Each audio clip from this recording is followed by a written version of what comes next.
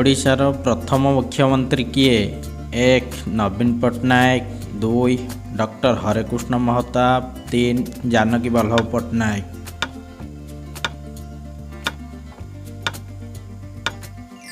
ଉତ୍ତର ଡକ୍ଟର ହରେକୃଷ୍ଣ ମହତାବ। କଳିଙ୍ଗ ଯୁଦ୍ଧ କେଉଁ ନଦୀ କୂଳରେ ହୋଇଥିଲା? 1. ମହାନଦୀ 2. କାଠଯୋଡ଼ି 3. ଦୟାନଦୀ।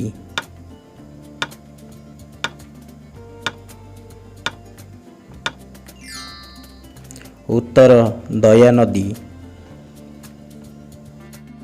ପାଇକ ବିଦ୍ରୋହ କେବେ ହୋଇଥିଲା? 1. 1817 2. 1919 3. 1856।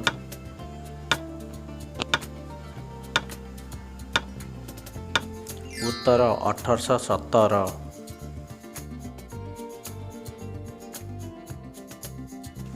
ପ୍ରଥମ ବିଶ୍ୱଯୁଦ୍ଧ କେବେ ହୋଇଥିଲା? 1. 1986 2. 1952 3. 1855 4. 1885।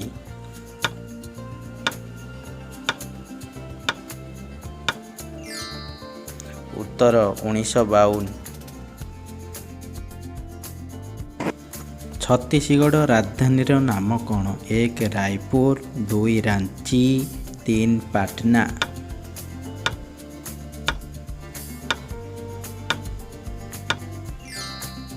ଉତ୍ତର ରାୟପୁର। ପ୍ରଥମ ଲୋକସଭା ନିର୍ବାଚନ କେବେ ହୋଇଥିଲା? 1. 1920 2. 1952 3. 1855 4. 1902।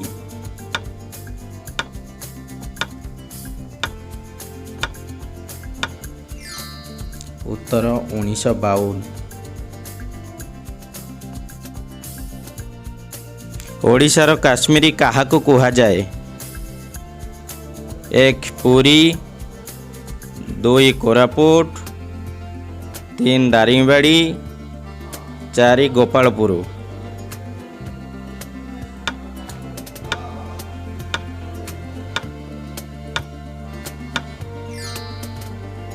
ଉତ୍ତର ଦାରିଙ୍ଗବାଡ଼ିକି ଓଡ଼ିଶାର କାଶ୍ମୀର ବୋଲି କୁହାଯାଏ।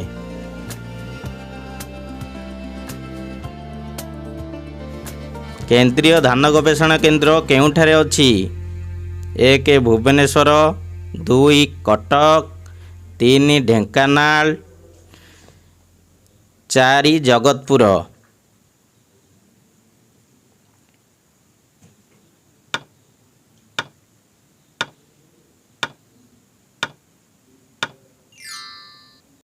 ଉତ୍ତର କଟକରେ ଅଛି।